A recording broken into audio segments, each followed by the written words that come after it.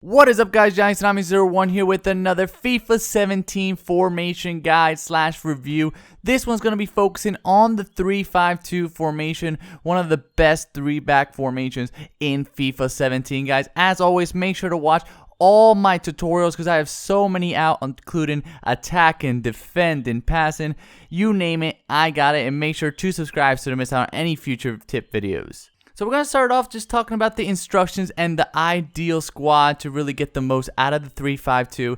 So here you see the back three center backs, guys. You want to make sure to tell them to stay back while attacking, and that's it. So the basic instructions, they already have that as the default. Very important. Your center backs have to be elite players, very good players. The most important position for this formation is the center backs and the CDM, just because you only have 3 center backs. That's your whole defense, and those 2 CDMs have to be really good as well to help out, to make sure that they can't just constantly score a bunch of goals and get goal opportunities.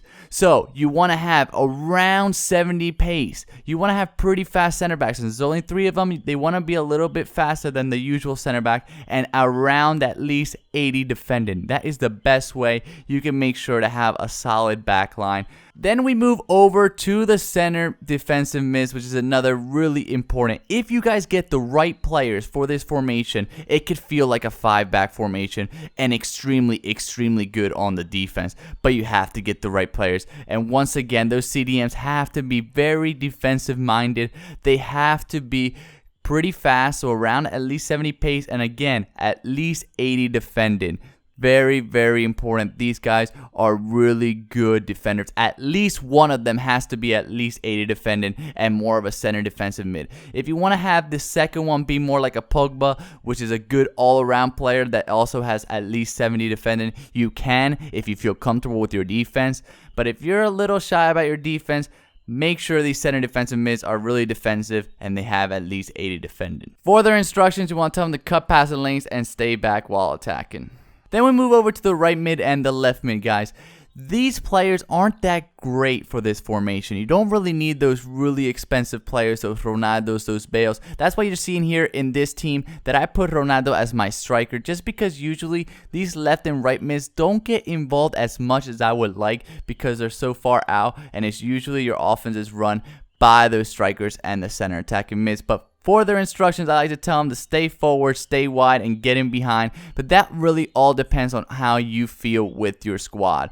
For this one, I put Bale as stay forward. But if you feel like you need a little bit more help on defense, so center defensive mids and center backs aren't cutting it enough, you can tell them to come back, or you can just tell them to be on balance and they don't have to stay forward. If you want a little bit more attack and you want them to be a little bit more involved, you got a player like a Bale, tell him to stay forward like I do. On the other side, I got Morata.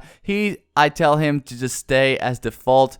I don't really need him to come back. I don't really need him to stay forward. So I just tell him to stay in default, and then of course, both of them I keep stay wide and get in behind no matter what. Then we move over to the center attack and mid, guys. You can just leave him as default. If you want, again, guys, you want a little bit more attack and you feel like he's drifting too far back, you can tell him to stay forward. Or if you need him to help out on defense, you can tell him to stay back. But if you really need your center attack and mid to help out on defense, then you probably need to upgrade your defense. Then you have your strikers, guys, and usually what I do is one that's more of an all-around striker, one that's a little bit quicker. In this situation, Benzema is more of an all-around striker, and I tell him to stay central and be target man, just so he's always looking for the ball, and I want him to stay central because we already have those right and left mids to be on the outside. Then Ronaldo, he's a little bit quicker, and for him, I tell him to stay central. Instead of being target man, I tell him to get in behind. That way he's making runs. So what are the pros and the cons of this formation? For this formation, you have to be a really good defensive player. If you're not confident in your defense in FIFA 17, I don't recommend this formation. And you have to have good defenders. Their stats have to be pretty solid. You can't really get away with playing subpar defenders. Another small con, guys, is that the left and the right mid just don't get involved as much as they could, and usually those are like the best players, like Ronaldo, Neymar are usually left mids or right mids on Ultimate Team, so that's kind of a downer. What you want are 2 good strikers and 1 good central attacking mid, and you should be running your offense through them, really getting the ball to the middle of the pitch and really working through the middle. Utilize those center defensive mids on the attack as well as defense. Even though they're very important to the defense and much more important to the defense, you want to pass the ball with them and really get movement with them. you should really feel like you have a really strong attack and a really strong defense. If you're feeling like you don't, you want to switch up your players. Here I'm going to show you some examples of me playing with this formation in game, guys. As you can see, just get the ball to the middle of the pitch, use those center attacking mid, use those strikers, and really get the most out of it. Take advantage of having multiple strikers. That's a great part about this formation. You have multiple strikers, so make them work together. Do some 1-2 passes with each other. Use the center attacking mids. Use those CDMs when you feel like they're pressuring you. Take your time, pass it back to those CDMs, and move the ball. Maintain possession. Very, very important to utilize all your players.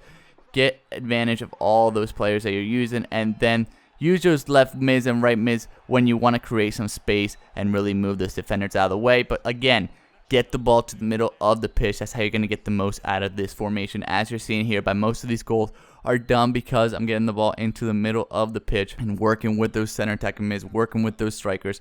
Those are your best offensive players, so make sure to utilize them. Make sure to tell them to make runs.